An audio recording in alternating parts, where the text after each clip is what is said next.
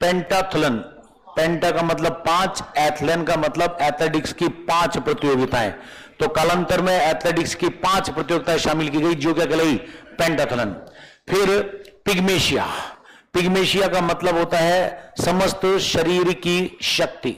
हालांकि ये शब्द पेनक्रेशन से बना है जिसको हम लोग आगे पढ़ेंगे, लेकिन पिग्मेशिया कालांतर में ओलंपिक्स में हिट एंड रन वाले खेल, मारो पीछे हटो, जैसे बॉक्सिंग, जैसे कुश्ती, इनको शामिल किया गया, क्या कहलाए, पिग्मेशिया खेल। बॉक्सिंग में जो पंचिंग बैग होता है, ऐसा ही एक पंचिंग बैग इस ओलंपिक्स में शामिल किया गया कि इसके ऊपर मुक्के मारो, कितनी स्पीड से कितने मारते हो, उसको कहते थे कॉरिकॉस। कालांतर में 4 घोड़ों की दौड़ ओलंपिक्स में शामिल कर दी गई जिसको कहा गया कैरियोट रेस। घोड़ों की दौड़, सॉरी, रथ को कहते हैं कैरियोट, और 4 घोड़ों की रथ दौड़ को कहा गया कैरियोट रेस टेट्रिपॉन। रथ दौड़ तो क्या कहलाती है, कैरियोट। रथ के साथ 4 घोड़े लगाए तो क्या कहलाया, टेट्रिपॉन। टेट्रिपॉन।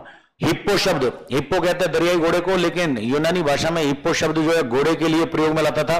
तो वह एरिया जहां पर ये घोड़े दौड़ते थे वो क्या कहलाता था, हिप्पोड्रोम। हिप्पोड्रोम, इसकी मापन लंबाई और चौड़ाई किसको कहते थे, इसको स्टेडिया और पैल्थ्रा। ये जिस प्रकार से हम कहते हैं लंबाई और चौड़ाई, तो स्टेडिया लंबाई और पैल्थ्रा चौड़ाई होती थी। पैल्थ्रा के अंदर 100 फीट होते थे, स्टेडिया को भी हम लोग पढ़ चुके हैं 200 गज।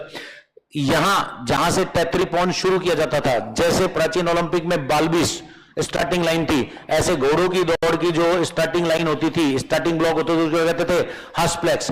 कालांतर में ओलंपिक्स में और प्रतियोगिताएं शामिल की गई।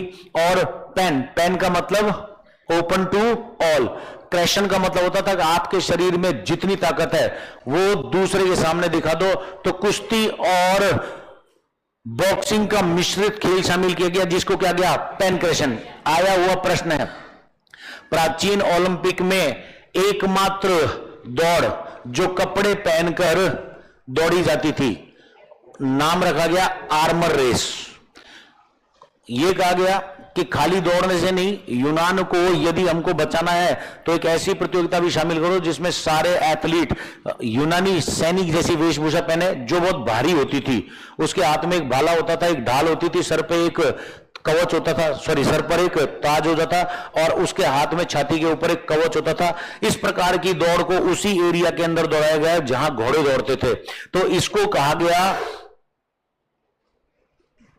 हॉप्लिटोड्रोमोस, ठीक है। आर्मर रेस यानी कि सशस्त्र सेना रेस, और सशस्त्र सेना रेस में जो सशस्त्र सैनिक दौड़ता था उसको